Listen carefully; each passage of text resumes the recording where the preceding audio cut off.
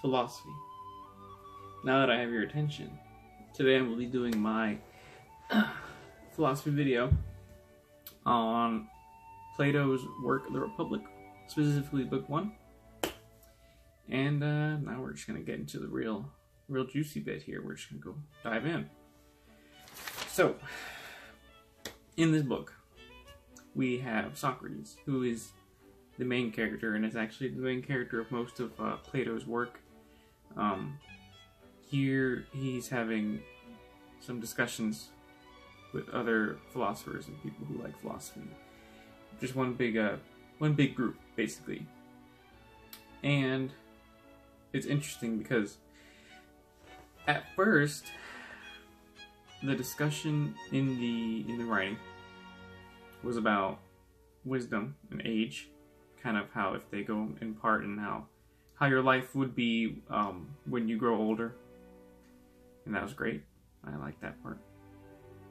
That part was fairly easy to comprehend, at least for me. And then after that part, it went into like the real big part of the entire book, and that was justice and trying to find the definition for justice. And it was with that part that I had a lot of difficulty with. It was I've always had trouble trying to understand what these older texts are saying, what is meant by what they're saying. This was no different. This was extremely difficult. And by difficult, I meant, like, just couldn't really keep my attention. At one point, I was reading, towards the end of it all, I was reading just to get it over with. I just wasn't really picking it up. I mean, I kind of have a basic understanding of what was happening, but it was just, reading this kind of stuff is difficult for me, and it doesn't help with how Socrates in this book, how he handles his discussions. That's one thing I really don't like about Socrates. He's a jerk in how I see him here, because all he does really, and all he does is basically he'll ask you questions based on what you say, and then he'll just tear apart everything you say. Like, he doesn't really give his own input. He'll just take what you say, ask a lot of questions about it, and then ultimately have nothing new to come with to the conversation, with no answers. And I mean, first we'll talk about kind of what happened with him in the beginning, with the whole age and wisdom discussion, which I actually I was enjoying until Socrates started doing what Socrates does best, and asking tons of questions and getting nowhere.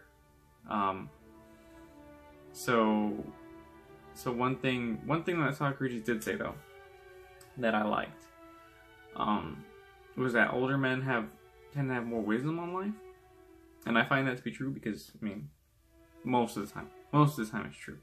Because the older you are, you know, you have more experience in life, and that gives you a little more wisdom to share with others. And I think that's really important, to share wisdom, kind of help other people grow. And I think that was really cool what Socrates said.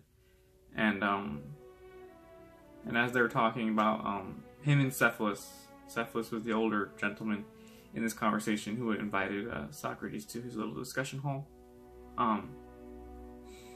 Cephalus was really happy that Socrates was there at first, because he says that he enjoys discussing stuff, and I think that's cool. You know, I mean, the older you get, you know, you kind of tend to want to talk more and stuff like that. So he was talking about how he got his wealth, and how growing with age is not a burden, but that growing older causes one to be free. And the only way that you won't be free when you grow older is if you have a bad temperament about it. Like, if you already have a bad attitude about it, it's just gonna be it's gonna be a bad time. But if you're just like, ooh, carefree, yeah, I'm getting old, that's cool, you know, you'll be fine. And I think that's what Cephalus was trying to get at. And then Socrates started to barrage him with questions, and I think it got to a point where Cephalus wanted to get away from the conversation, because he came up with a reason to escape it, and he kind of ran away and left the conversation to someone else. I would do the same thing, because I would not want to be talking with someone like Socrates who's just going to ask you questions and questions and questions and questions and questions. It's really, that would probably be a pet peeve of mine, running into someone who asks questions like that, like, oh, why this, why that, why that, oh, keep going, why. It just seems really annoying. And maybe he wasn't making the excuse, maybe he actually had to go, but I would make an excuse personally. I wouldn't want to be near that. And then when we get to the bigger portion of it, where he's talking about justice, we have a couple of different people coming in on that one. And before Cephalus had left, he said that justice was paying a debt. And we go through a whole bunch of points throughout this entire thing, but that Cephalus and Polemarchus, they were saying at first that justice is paying a debt.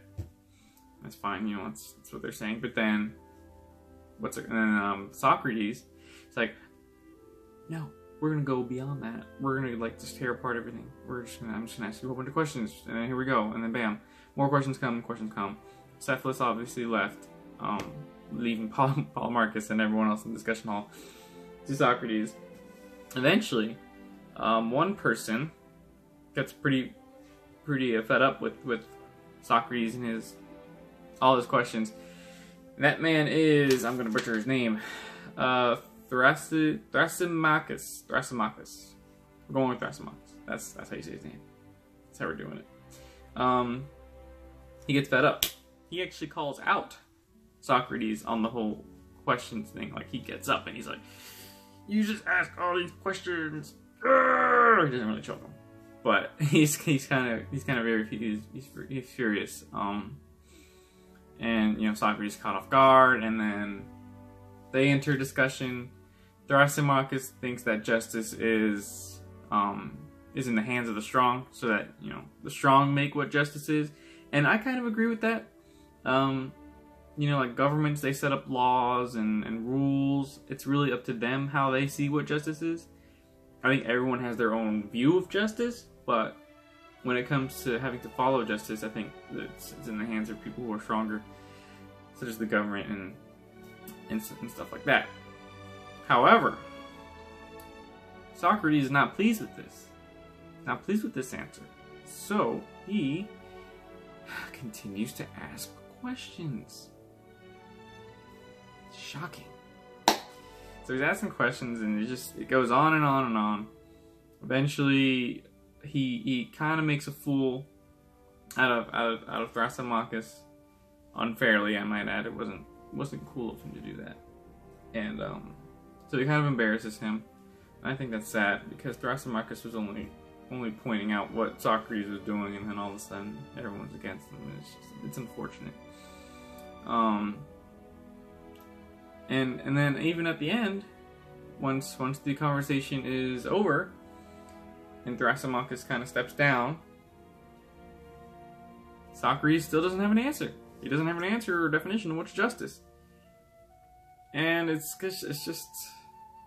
annoying to make someone go through all that and then not even have an answer come out at the end. And it's just like, come on, Socrates, really? All in all, I mean, there's a lot of different interpretations of justice. We all have our own. Like I said before, justice is something I think that we all have our opinion on. We all have our different views on stuff. Really, it's morals, and it comes down to all that. Would I recommend reading to someone? If you can understand it, sure, why not? Go for it. But I don't know. I'm not a big fan of reading kind of old stuff like this, just because of how it's written. It's hard for me to understand. But other than that, I mean, this was pretty interesting. I like the bit on age and wisdom, and how when you grow older, it doesn't have to be such a bad thing.